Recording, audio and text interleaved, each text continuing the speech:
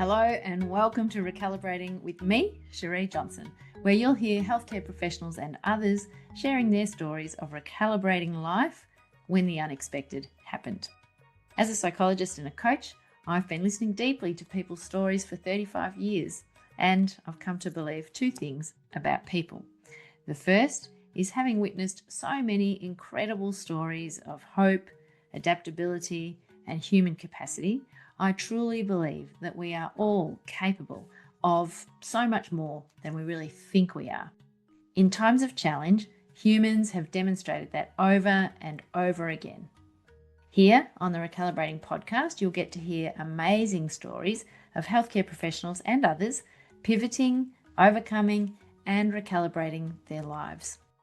The second thing that the research and my experiences as a psychologist have shown me is that humans need each other. We need people. When we have support around us, when we tell each other our stories, when we connect through the reality of living our lives, we do so much better than when we pull back and hide what's really going on for us. Together on this podcast, we're going to unearth and amplify what helps us as humans individually and collectively to recalibrate in ways that help us change, grow, adapt, even surprise ourselves when life throws us a curveball. This podcast offers you the chance to be inspired and encouraged to meet the unexpected in your life with grace, skills, and a belief in your own human capacity. Life is full of opportunities to recalibrate with agency, the right mindset, the right resources, and the right community. So let's welcome today's storyteller. Today, it's my absolute pleasure to welcome Dr. Brian Lee. Brian is a research fellow at Deakin University Lifespan Institute, where his research focuses on healthcare workers' wellbeing and the co-designing of interventions for healthcare workers and those around them. I think you're going to find his research and what he's learning very interesting. Brian leads the research working group for an MRFF funded project developing an intervention to support healthcare families. And this builds on 5 years of research into the psychosocial impacts of frontline healthcare work during and after the COVID-19 pandemic. Beyond the research, Brian brings his own lived experience to the conversation, including as a first-time parent who has navigated his own mental health challenges. He understands firsthand the tension between a demanding professional role and the realities of family life. In this episode, Brian shares the common pitfalls that he has seen both in his research and in his own life, as well as the strategies that have made a real difference. Welcome, Brian. I'm really looking forward to our conversation today. Thank you, Sharee. Really excited and looking forward to chat to you as well. And thank you for the opportunity for me to share my own experiences. So we met, I think, first at a Safer Care Victoria event that we both had the privilege to present at a couple of years ago. And I felt really excited then to know that somebody was researching what's happening for frontline healthcare workers during the pandemic. So it's just lovely to have come across you kind of accidentally, really, I suppose, and to now be in a longer conversation. And you work, Brian, as a researcher in the psychology department at Deakin University. And you've got this particular interest in healthcare wellbeing. Where did that come from? How did that come about? To be brutally honest, I was kind of thrown into this deep end. I was completing my honors year in 2019 and pursuing a PhD. And my supervisor came with me with different projects, and then she suggested one of this project here. And I think during COVID, things started to come up, and I was like, oh, okay, this is a very interesting topic. But at the same time, I was working as in a caring role. I was a disability support worker. I was also living with my brother, who was a nurse at that time. And I felt like, wow, there was some alignment to what I was living through as well, especially with COVID. And that piqued my interest. But I think it was not until I really got into the research and started speaking to people, that's something to know about my research is I do a lot of qualitative research. So I do a lot of interviews and spoken to so many healthcare workers now. And I think the more I've spoken to them and understand their realities, that's when I start to understand the broader issues and how much more support they needed and how much more work they needed to be done for them, and with them as well. So that's where I came in, and I think it was really, understanding the real experiences of their real life work and roles of healthcare workers, understanding what issues they face, and it really made me very, very passionate, and I think really wanted to get into this field more. So you published a fairly important piece of research in 2025 looking at the impact of COVID on healthcare workers, especially in relation to their mental health. And you were really, I think, pretty focused on the frontline staff. And you concluded that there are, in fact, excessive demands on our frontline healthcare workers, and that the government, employers and healthcare leaders really need to adapt a lot more support, to have a lot more support around our frontline workers. I guess saying that there wasn't enough as it stood. So can you tell us a little bit about that research, and particularly what response has come from that, and where your thinking has progressed since then? I think with that research, I think towards the end of the pandemic in 2023, what I did was interview a set of healthcare workers from hospitals and frontline settings to really understand what was going on throughout the whole pandemic. And we talked to them about the issues and their roles in the workplace, and also their own individual well-being in terms of their mental health, try to understand what was going on for them over the last 3 years during the pandemic. And what we found was really, COVID came with it of a lot of different challenges, and it was unprecedented time for everyone, even at the leadership level, government level, and individual level. Everybody was, I think, really challenged at that stage. And I think in our perspective, COVID has shown us, and it's kind of a test on the healthcare systems, right? And it has shown what comes out when the healthcare system is under pressure.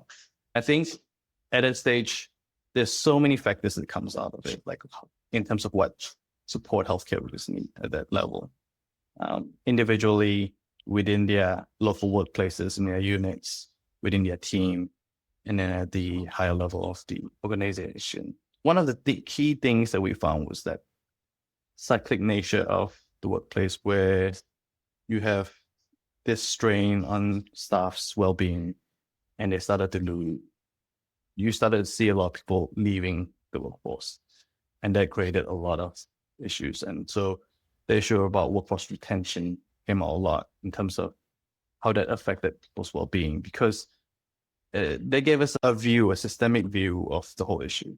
And we realized if people leave, what happens is the workplace starts to lose a lot of its social support.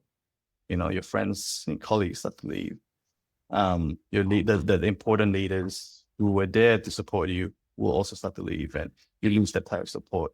And it affects, again, your mental health, workplace culture, team cohesion. It creates a different cycle. Again, a cycle, people get strained and people leave, those type of things. Since then, we've seen a broader focus on workforce retention and trying to do that. And our project is one of that, response there, trying to find ways to fill that gap and fill that systemic support that healthcare workers want. I think the current challenge is that systemic support is really large. We see that families is one system, and that's where our expertise comes from. That's why we kind of try to do this online program with family well-being. And we can help healthcare workers within their families create better support, strengthen that family system support. That's one area of systemic support we believe that will make a difference as well. In other areas, we find that, I think uniformity across organizations are starting to progress, but these things take time, I guess. Each organization we've seen are trying to implement their own initiatives, trying to develop supports. By what we're finding is they're very, I would say, well, not accurately fragmented, but very different. Everybody has a different focus of what they think should be done. And that is rightly so as well, because every organization, every staff are unique. But as a whole, as nationally, as Australia, we are lacking that kind of national initiative or kind of a group or cohesive kind of strategy that kind of would help everybody there. And so I think there's still a lot more work to be done in that space, and how we can come as a group nationally to try to make some difference here. You're raising so many things. I'm noticing, I'm really delighted to hear you comment on the social support. I've only really heard people talking about when senior members of the team, leave, that retention question, that the younger members of the team are inexperienced and being promoted earlier. I've worked with several young doctors who found themselves as head of department because everybody's left, kind of thing, probably well before they ever would have been in that position beforehand. And so I've heard about kind of the not sharing of the knowledge and the mentorship, but I haven't really heard anybody name that social support that's so critical at work that you've named it. So I'm really quite excited to hear you say that. There's some important Gallup research that says that people who have a best friend at work, somebody that they nominate as a friend, a person that they can trust, do much better, have a happier work life. And so I think that's really interesting that you point to that. And then I'm also listening, thinking, hearing you talk about really what Tate Sharnoff and his colleagues have shown us around every unit is different, and asking locally, what do people need in teams and what would support your team in this hospital, in this unit, is really important in terms of getting it right, so to speak, in terms of the support people. And then I'm listening to the last part of what you were talking about. I'm thinking about, a better culture, the work that they did around trying to find, which was federally funded through RACMA, which is the Medical Administration College in Australia, to try and have this kind of overview or a more coordinated across the country kind of response. And, they haven't had ongoing funding, and while they've done some really good reports and helped us learn a lot, it's kind of sitting in abeyance at the moment, which is a little bit frustrating to think of. My view of healthcare is it has a strong history of reinventing the wheel. And there's so much in what you've said already. Have you found that your research, which was really calling on bodies to provide more support to healthcare workers, have you found a generally positive response of people saying it's too hard? Like, what's the general kind of emotional tone, I guess, of the response to what you concluded in your paper? When working with healthcare organizations directly, I think it has been very positive. They've always wanted to, the ones that we work with, yes, particularly, they're very positive. They want to make a change, and they're doing their own things to try to make these initiatives. And I think it will speak to the points that you've raised earlier as well. I think the challenge is, again, creating one that's unique and relevant for your organization, but at the same time, effective, evidence-based kind of strategies. I think and that's why they kind of support our work, and they really want to make a difference.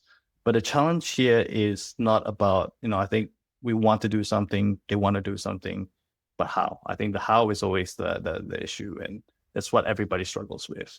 I think if I could raise one thing, I think healthcare workers in my interviews or anywhere, there's always a general sense that, there's helplessness, like, people are not doing something for you. Organizations are just leaving it. It's quite business oriented. I don't find that's the case, actually. They are trying to help. A lot of these leaders are also once healthcare workers themselves. And I think many of them are very strong advocates of, nurses' well-being, doctors' well-being, and healthcare workers' well-being in general. Again, it's the how that comes to it. And if you think about it, social support, especially, has been something that is reoccurring. It's a very, very strong thing. We know that healthcare workers really benefit and rely on social support. And I think that's where their strength comes in. They're very team-based work. They lean on their colleagues a lot in terms of conversations, talking about their own mental health, the challenges, and they problem solve with each other. I think that those type of environments or those type of contexts allows them to speak freely and people who know and get it very quickly. I think that's why they did really like it a lot as well. But when you go down into, I guess, conceptually and theoretically, and when we're thinking about interventions as well, what does social support actually mean? I think one of a reviewer of my thesis came out and they could really define this. And it made me really think, when you go into it, it's a very broad and vague word people just like to throw around. It's like social support. What does it really mean actually? And so nailing that down is a challenge. Well, how can we create an environment that is conducive to, open conversations with other colleagues, and then also shape those conversations so they are actually conducive or helps people's mental health and well-being, rather than just, I think, a space to just vent. I think that's where we can do a little bit more there. But then again, what's the training there? How does that look like? What type of interventions might that look like when, the social support that healthcare workers really like is very organic? How do you create an inorganic process like training modules and everything to kind of dip into those organic moments or like very natural settings? And, I think that's very hard as well. But I think maybe that comes out to workplace culture as well and trying to do something there, role modeling. Yeah. Do you notice any difference in the interviews that you're doing between the groups? Are there different things for social support that nurses look for or generate compared to, say, medics or allied health or other parts of the health system? Are there any obvious differences? There is work context specific. There's a different working arrangements, very technical differences, and there's also kind of group dynamics between doctors and nursing teams and allied health teams, and so those differences come out, but they're more work specific. But if you're talking about more of the supportive nature, I think I feel there's some consistency among the same groups where the ability to freely talk, openly talk. Those contexts don't come easily for healthcare workers who are always concerned about, things, career consequences, confidentiality, privacy. That's one aspect. And the other aspect is, I think we hear a lot, they want to talk to people who get it, understand. And that's why sometimes they find it hard, in my perspective, to speak to mental health professionals because, if you go into AAP and they don't understand why that particular situation is stressful, things like moral injury, is very common in healthcare worker context. But what does that mean?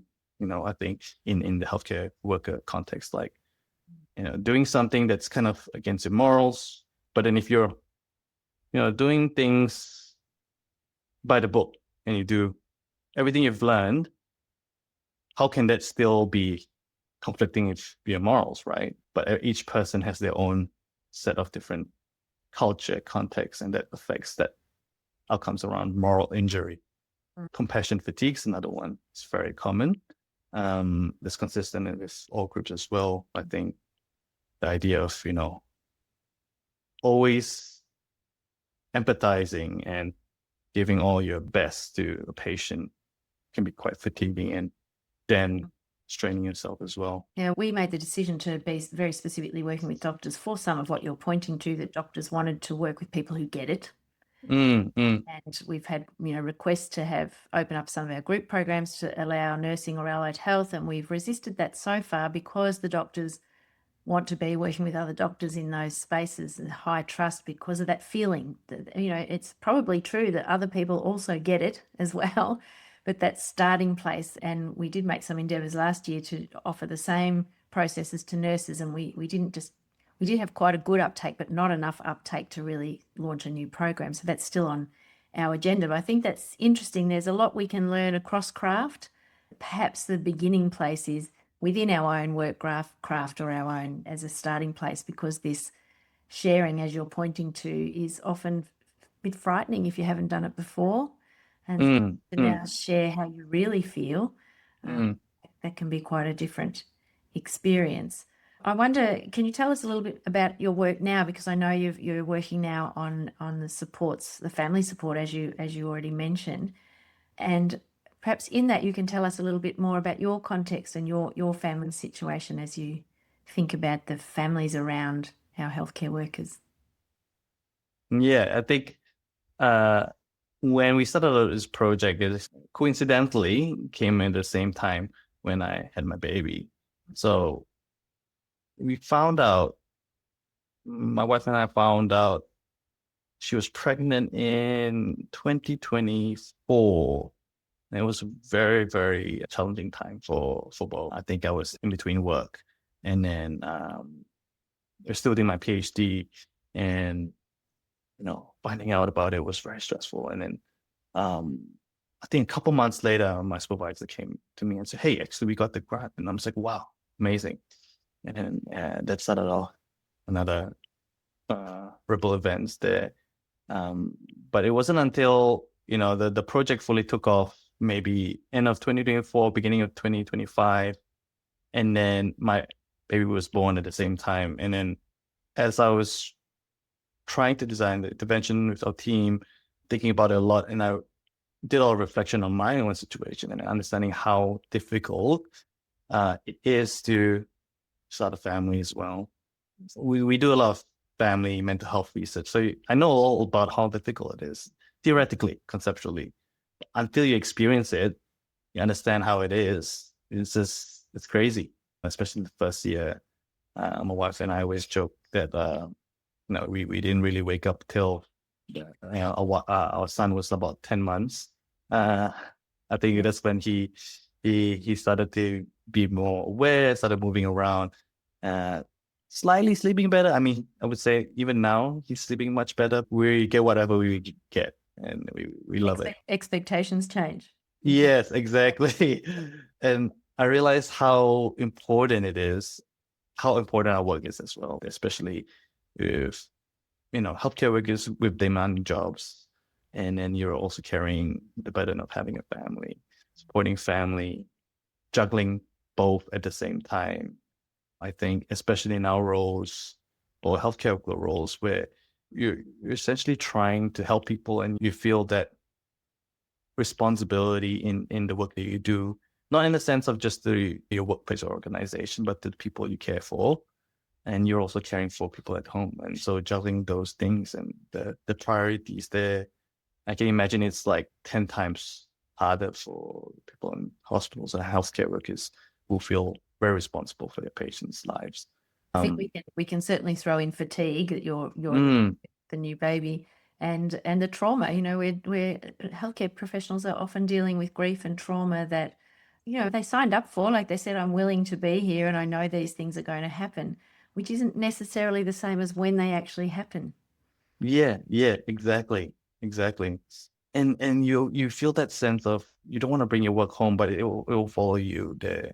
And I think the thing that I've learned the most, both in the work and in my family life, it's that adaptation, flexibility, but also the acceptance of the challenges you face it's not going to go away. We ask for a lot of things to change in the workplace and everything, but we all know a lot of these are out of the hands of a lot of people, and it's very systemic issues coming out. But regardless of the challenges we face, we still can live a good quality of life. I can come home, I'm stressed with work, but it doesn't mean, it's not that I'm not stressed at home or like I'm not present at home. Those things still happen, but I still can have fun with my kid.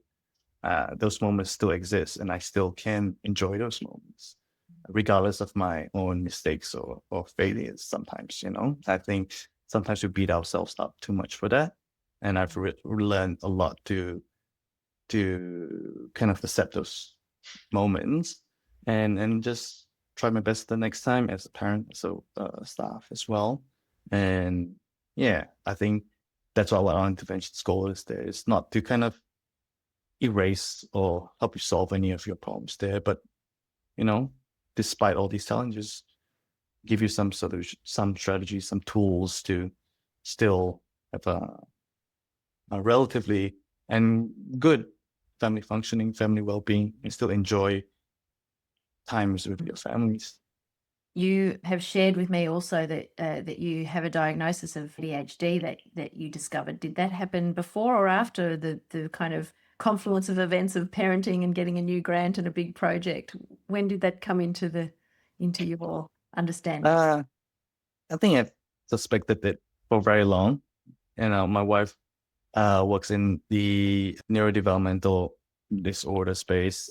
She provides behavioral services to children with autism. I've also worked in that space prior to my PhD, and it's one of my interest areas. So I've always kind of suspected it. We kind of suspected it. And it's not until last year, maybe mid last year, I realized juggling everything, it's affecting me, and I probably should see someone and find out a little bit more about that. The psychiatrist kind of confirmed that to me. But what I've learned through that diagnosis is that it does come out for a lot of people during parenthood, early parenthood, when cognitive demands, everything starts to add on. You lose the strategies that you've built unconsciously in the past, even though I didn't know, but naturally, I wouldn't be in the position I would have been if I didn't have those strategies. But those strategies don't work anymore within this context. And I think being able to just accept that and try to seek help, that was the most important part for me.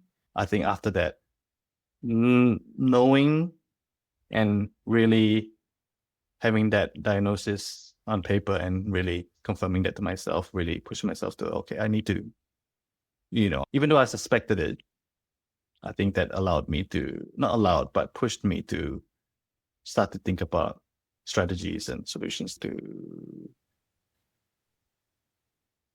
manage these symptoms and stress better.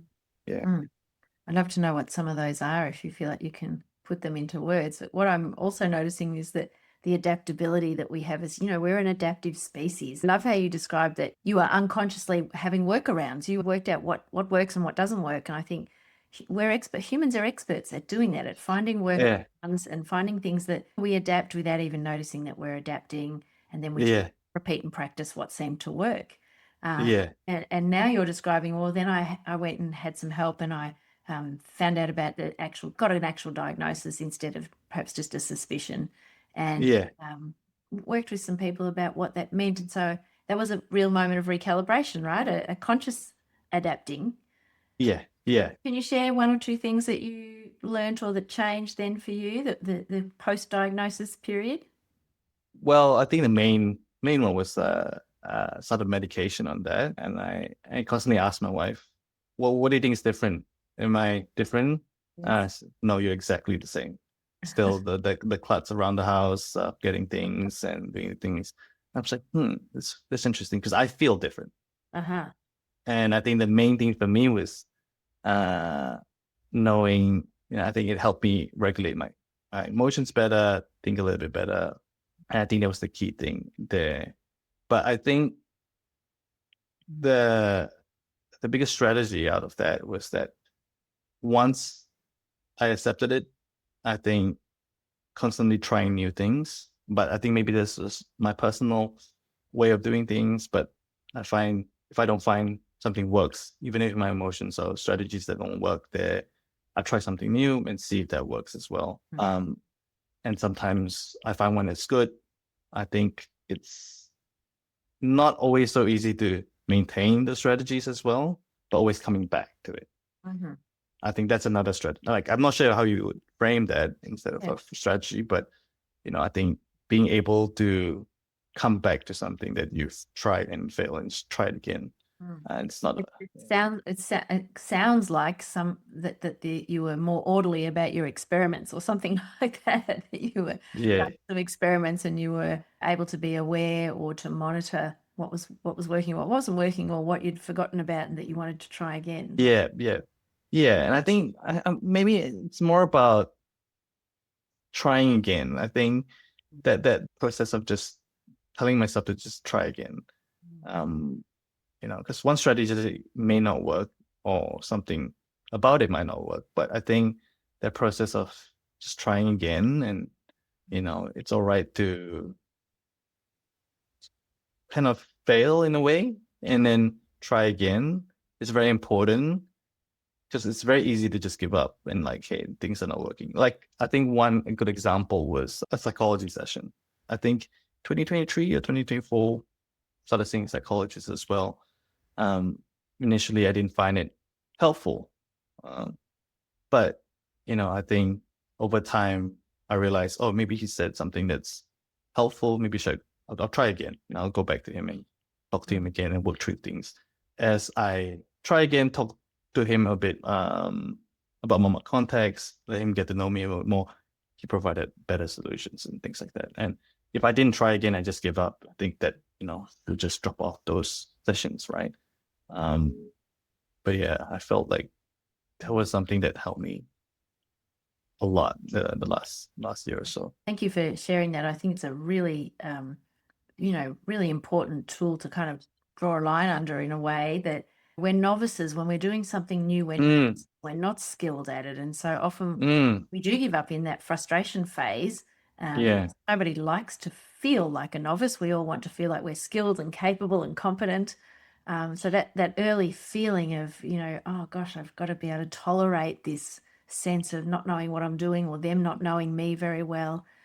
And then the other beautiful thing about therapy, and a lot of what we do in healthcare, is relational. It is about the relationship and that unique understanding. And sometimes I feel sorry, it's my background as a therapist and now as a coach, that we don't get another chance, that we are trying to listen deeply and understand what's happening.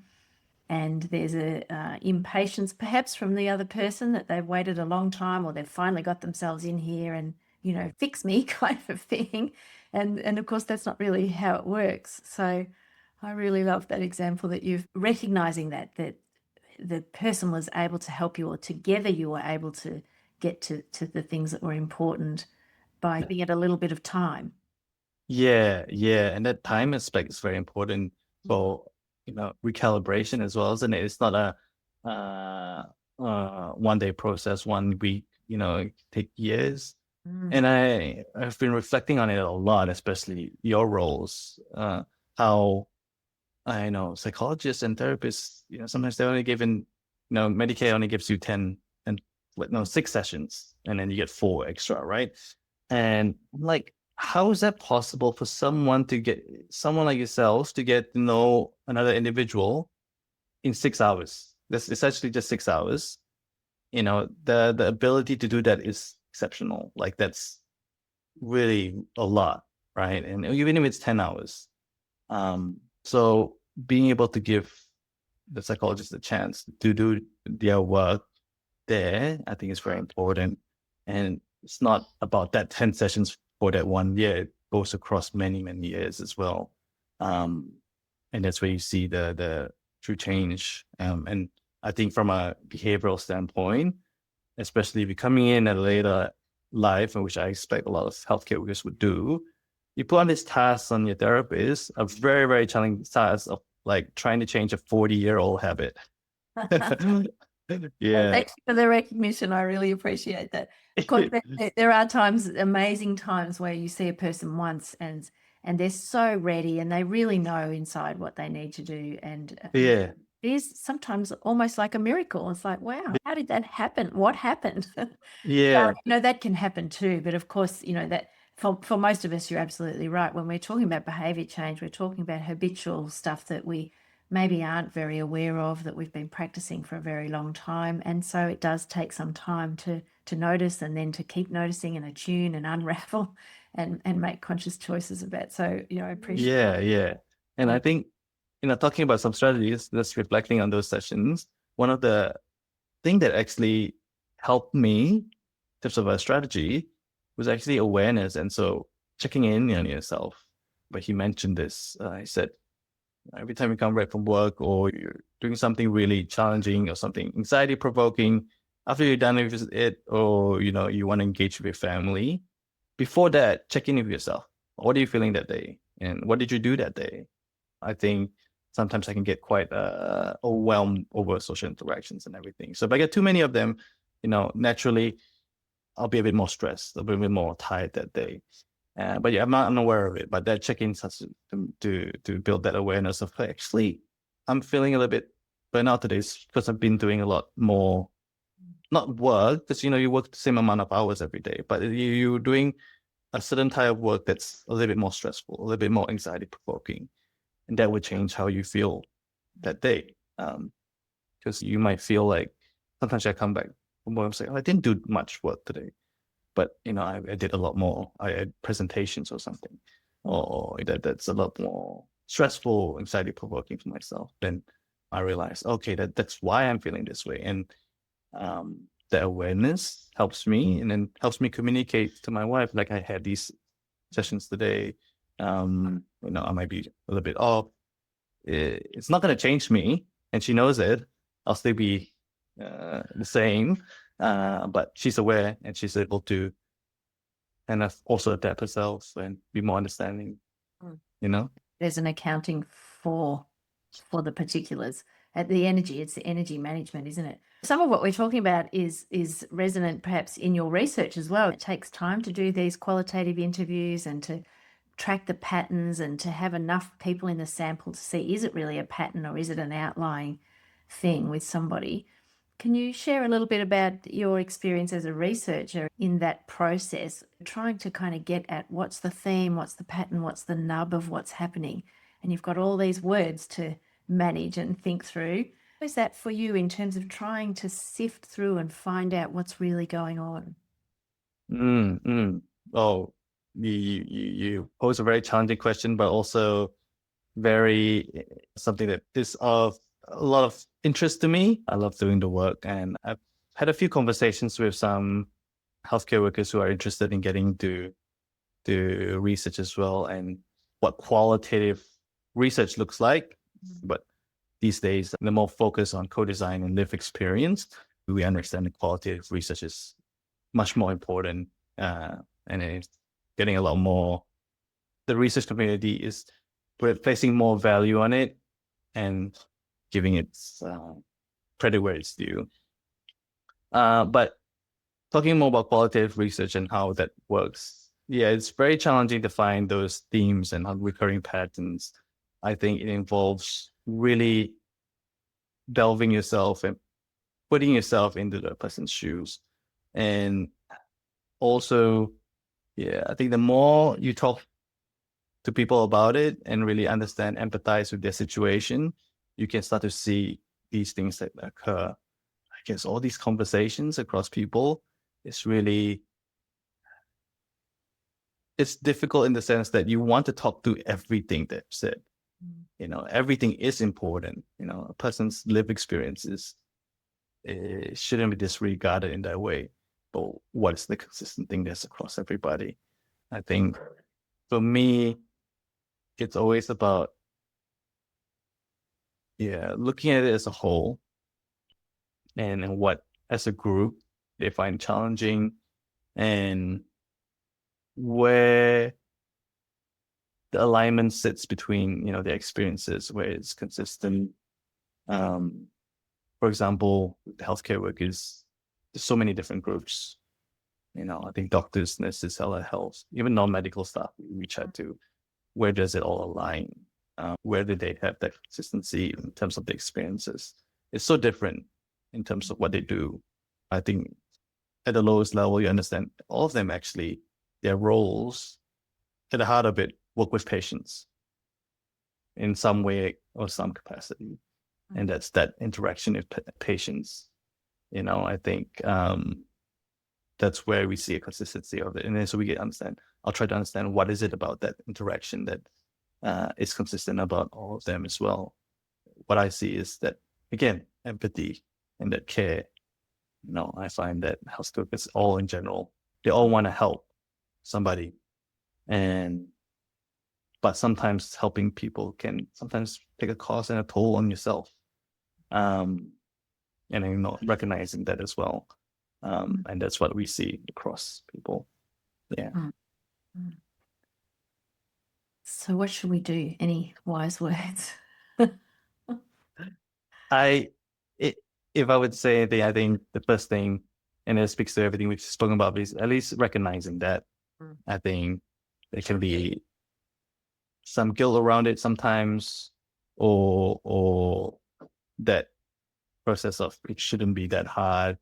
I think it's very normal to feel that way, and you do need space and time for yourself to process a lot of these things. But most of the time, healthcare workers don't. They don't have time to process these things. They don't have the space to do it as well, or they're just not aware of it and they don't actually process it. One interesting thing that comes up in our team in the conversations, because the chief investigator, she's a psychologist herself. She's been doing it many years, and I always talk to her about this because I'm not a psychologist. I'm just a researcher. And I say every time I talk to healthcare workers, they talk about all these experiences. There are times where they talk about traumatic experiences at work, which is very traumatic, and they recognize that. But then there are the small little bits that comes up in the conversations that they seem to not dismiss it, but they don't realize how traumatic it is. And then coming from somebody who's not in that field at all, I'm like, that's very interesting, because I wouldn't be able to handle that. I've talked to my brother as well about it, and every day they deal with blood loss. Like maybe he works in endoscopy, so I think they do things. Yeah, I mean, like you have that situation where you're thinking about the person's blood, and then they possibly might lose a lot of blood, and you're looking at these things, and I couldn't do that in no way, right? I couldn't even think about it. The pressure on it is very, very hard. But you just get so accustomed to it, and they get so accustomed to it. Yeah, you don't realize it. I couldn't do it. It's just such a vivid example, isn't it? Healthcare professionals will say to me, all kinds of healthcare professionals, I'm just doing my job. Yeah. That's exactly what we hear too. Yeah, so it's nothing special. It's ordinary. They're desensitized is the psychologist's word for it. Yes. And that does overflow, in my experience, into things that actually are causing trauma and are accumulating inside the person's body that they're unaware of very often, because they're just doing they weren't doing anything special. They were just doing the ordinary thing that nurses do, or that doctors do, or that OTs do, or whatever. They're responding in the way that they've been trained to respond. I think we've made a huge error in probably the last 100 years, maybe longer, in expecting people to be unemotional about that. Exactly. And see that spill over now into what we're talking about, that's just normal. I'm just doing my job. And I was thinking about this earlier when we were talking about the social impact, that people don't want to call in sick or say that they can't come to work because they don't want to let their teammates down, and because they don't want to be seen as weak or not handling it. I think we are seeing some changes in that, but they're very strong cultural narratives in health, these ideas. Yeah. I think it's very hard. I'm glad that the narrative is starting to come out in the literature as well. So it's not just in the workplace, but in the literature as well, recognizing that workplace culture plays a very, very strong role. And like you said, one of it is just that aspect of that guilt for staff as well. But there's the other aspect that plays into the workplace culture in healthcare is that guilt for patients, right? Because it's not just you letting your teammates down or your team down, but a gap in staffing would mean also drop in quality of care for patients, so that affects that. So that there's a lot of that guilt there as well. And how do we help and change that workplace culture? And a lot of it comes down to staffing, and if we got proper staffing, that would help. But the older and the more senior healthcare workers I've talked to, who've managed to kind of manage or kind of address these concerns, they realize that you can't hold this burden You know, there will always be sick people. There will always be someone who needs help. The emergency room will never be not filled, right? But that's not your job. Your job is just to provide the care, and that's it. You're not here to heal the world, but just to kind of help one at a time. So I think that process of I'm learning that myself. The work will never go away. You know, people will always need your help. Being able to accept that, take the time for yourself sometimes, and it's okay. You know, I think her healthcare system will still work, and they will benefit from a healthier and I think a more regulated healthcare worker rather than overworked healthcare worker who might leave and then leave a gap there as well. So something there about permission, and I'm also thinking about listening to you today that we want to build redundancy into the system. Of course, this is a huge challenge for healthcare systems around the world. Now, when we can build a bit of redundancy into the system, so there's extra staff, there's some period of the week where the theatres aren't full or these kinds of things. So the system can actually respond when something happens. And we did actually see during COVID, although there was a huge pressure and we had nurses coming back who had retired and those kinds of things, we actually were able to build in some parts of the system some of this redundancy, which actually makes the system more resilient. I think it's really important to acknowledge that we're not just asking the people themselves to take all the burden of being more resilient or more adaptable, more giving themselves more permission, that the systems around them also need to have those qualities built into them so that they allow a little bit of redundancy, a bit of flex day to day. I wonder, just in the interest of time, Brian, if we can just move along a little bit to the current work that you're doing, which is about, what happens in families. And again, we don't want to make families responsible for all the problems in healthcare. We do want to recognise the role that families play as of this support around our healthcare workers. Can you tell us a little bit about what you're working on in that regard just now? Definitely. I think the roles family have for healthcare workers' well-being and their own ability to work well is so important, right? If you have a family, you understand completely. If you know that your home is doing well, you don't have to worry about them. And things are going relatively smooth. You're able to, it doesn't feel hectic, like a chaotic family all the time. You don't have the stress of strained relationships within the family.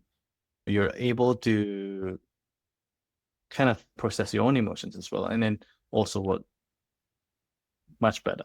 The perspective we have is not to try to, like you said, when the family is not responsible, right? But we know your family's capacity to be able to support you also depends on their well-being, and that is affected by your work as well. And so that work-family interface is so important. So that's where we're coming in. And if we're able to help healthcare workers within that space and manage the work-family interface, then your family does better and you have a well-functioning family that will flow into your work. And there's a ripple effect, right? So the work has that ripple effect on family, and the family also has that ripple effect for your work. And so it's not about trying to get your family to be able to support you better, but it's about how we can manage that conflict sometimes that comes out with work and family. The misconception sometimes is the words like work-life balance or work-life boundaries, right? We try to create that equal balance or a hard line boundary between both.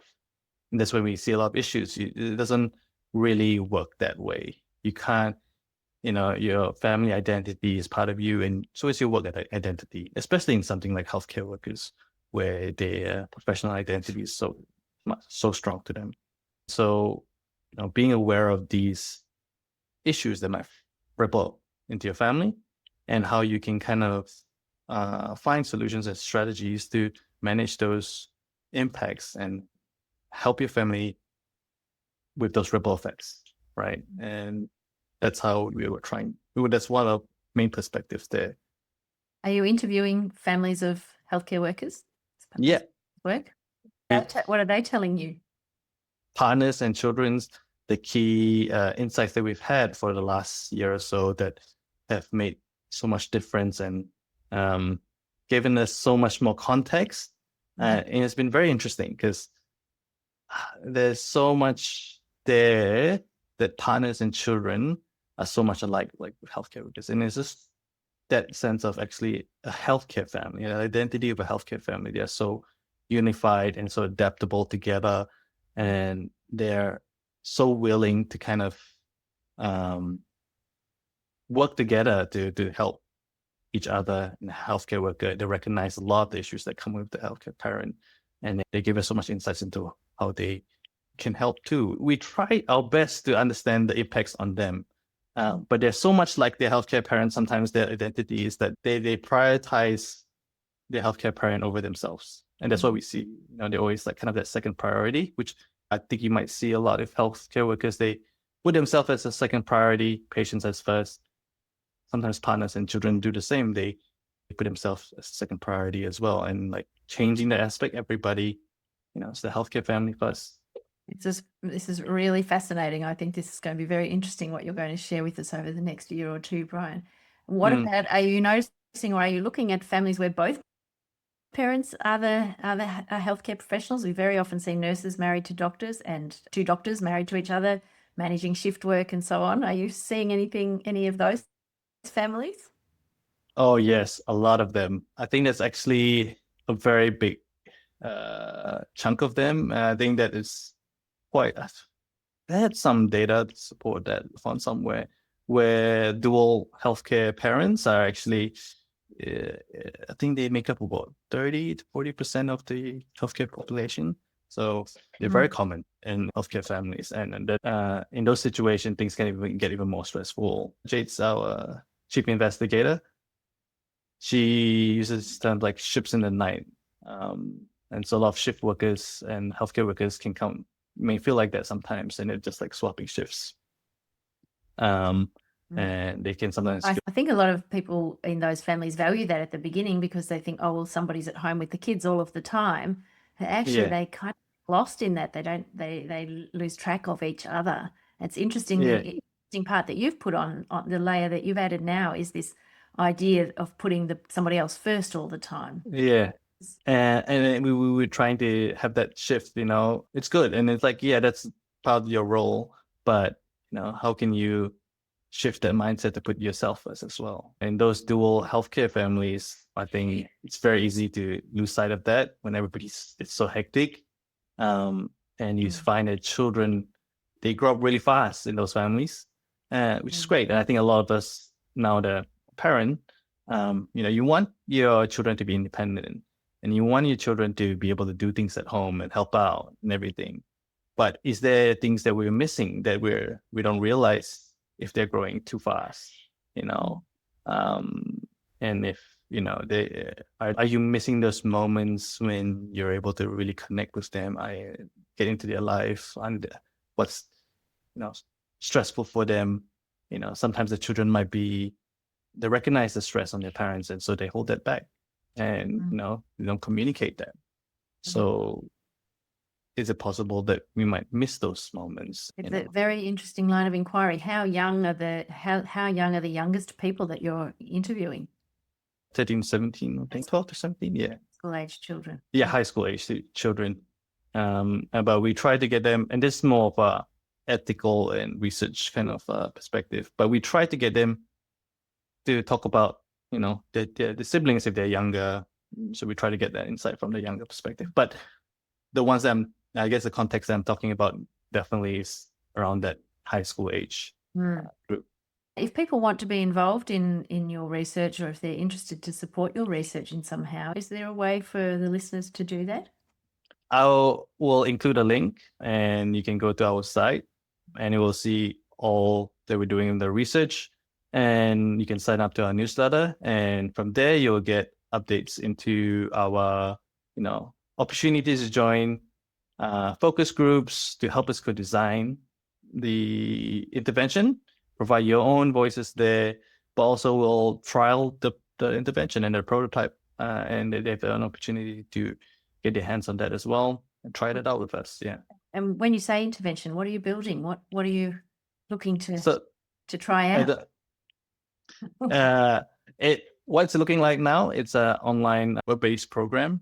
Yeah, can't say too much about it.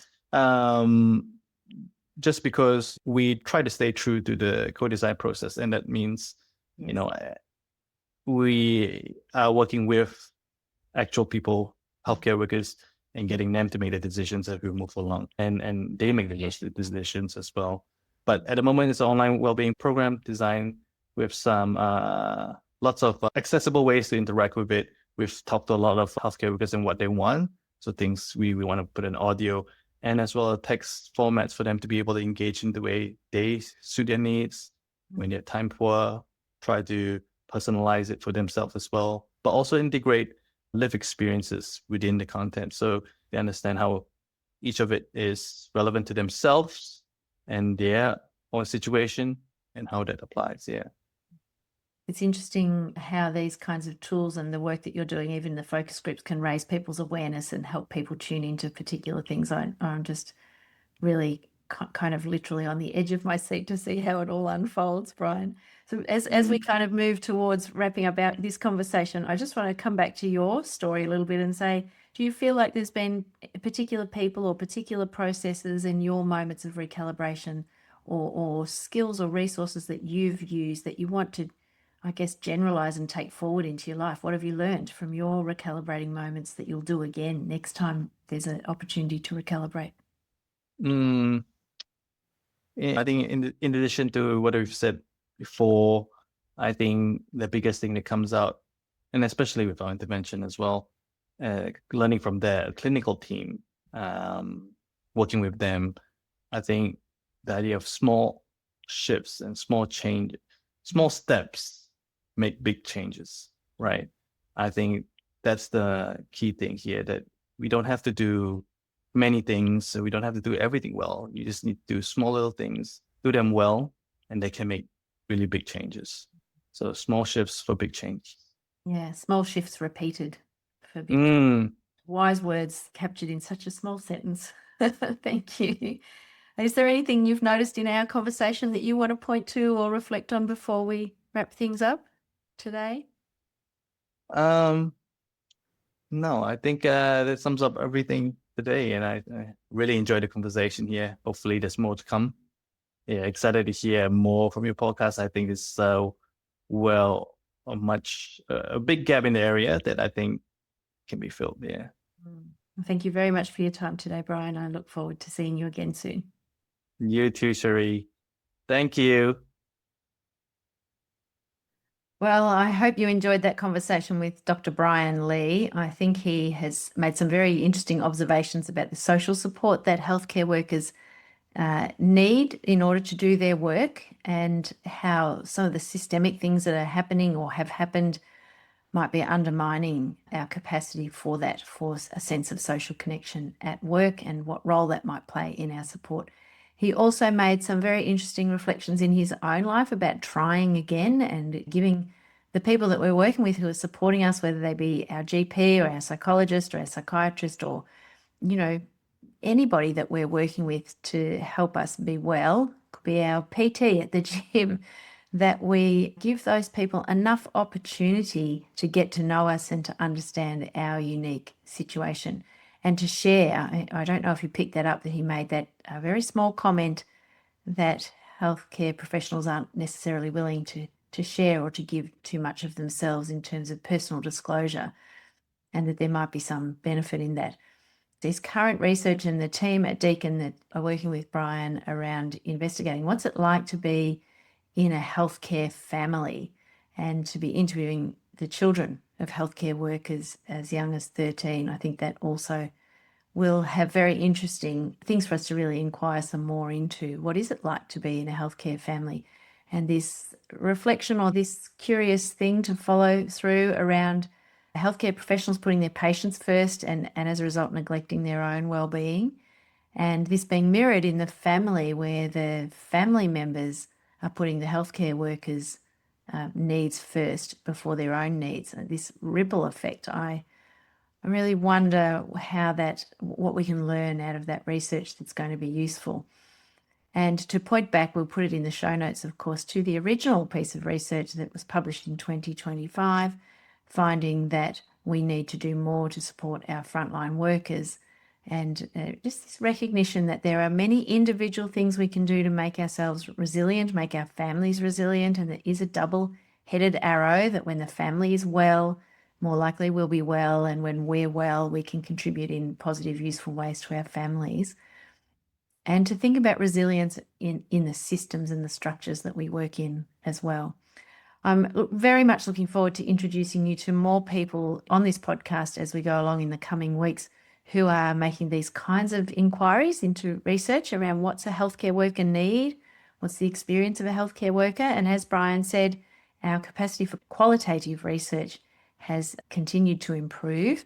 So I think that there's some very interesting work being done around how to take care of our healthcare workers now, and I hope you'll join me for those conversations. In the meantime, may you and yours be well, and I'll see you next week. The content in this podcast is not intended to constitute or be a substitute for professional medical or psychological advice, diagnosis, or treatment. Always seek the advice of your doctor or other qualified healthcare professional. This podcast represents the views of the hosts and guests and do not necessarily reflect those of any entity we work with or for.